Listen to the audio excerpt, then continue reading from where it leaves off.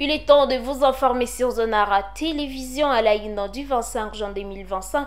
M. Joseph Kabila Kabange lance des consultations à Bukavu pour la paix à l'est de la République démocratique du Congo ce 25 juin 2025.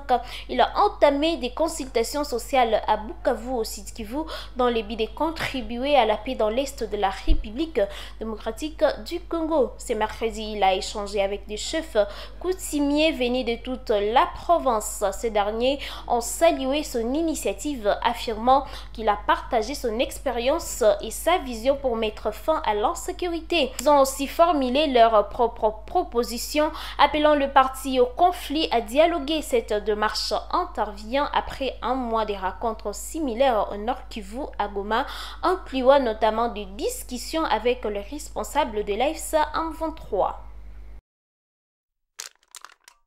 Rendons-nous au Kasaï. Le président de l'Assemblée provinciale réfute l'existence d'une crise avec l'exécutif. M.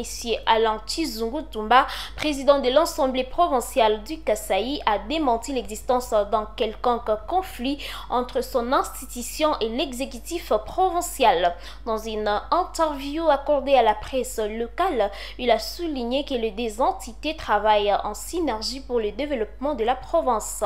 Il n'existe pas de crise, nous allons travailler pour le décollage de notre province, a-t-il affirmé, appelant à l'apaisement face aux tentatives de division qu'il attribue à des acteurs mal intentionnés. Cette mise au point intervient après des critiques formulées en plénière par M.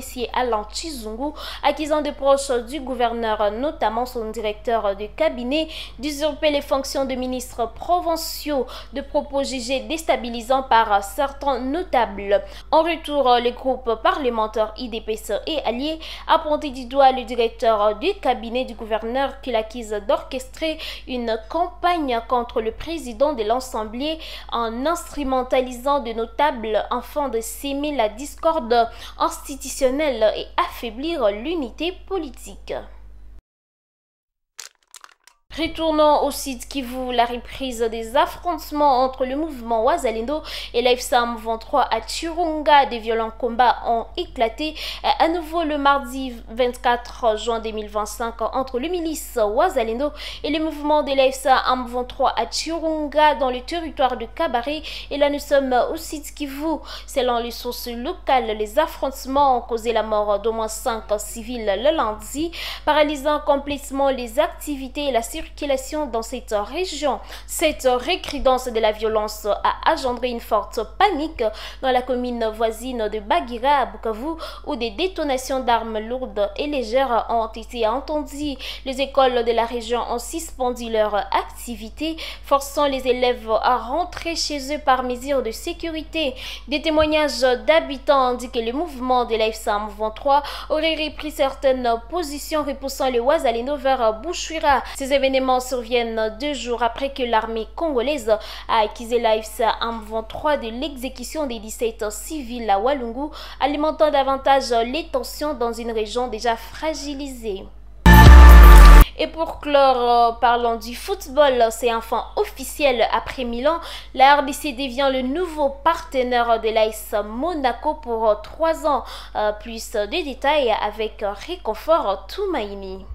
Conclu avec l'AS Milan en Italie, la République démocratique du Congo, à travers son ministère des Sports et Loisirs, devient officiellement partenaire de l'Association sportive de Monaco, club évoluant en première division du championnat français. D'après les sites officiels de l'AS Monaco, ces partenariats s'inscrivent dans une vision visant à faire du football un levier des transformations sociales, économiques et culturelles, afin de servir la jeunesse congolaise et de promouvoir l'image de la RDC. Pour les clubs de la Principauté, les partenariats avec la RDC s'articulera autour des 2 principaux piliers: développement du football en capitalisant sur son expertise reconnue en matière de formation et de développement de jeunes talents.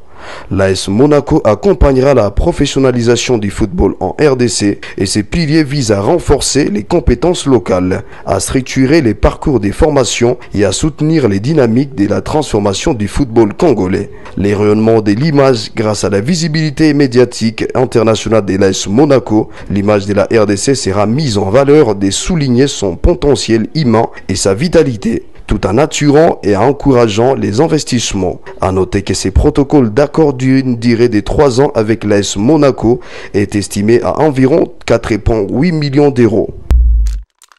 Pour ne rien rater, restez toujours connectés sur Zonara Télévision et c'est par là que nous mettons fin à cette production de ce mercredi 25 juin 2025. Merci et portez-vous bien.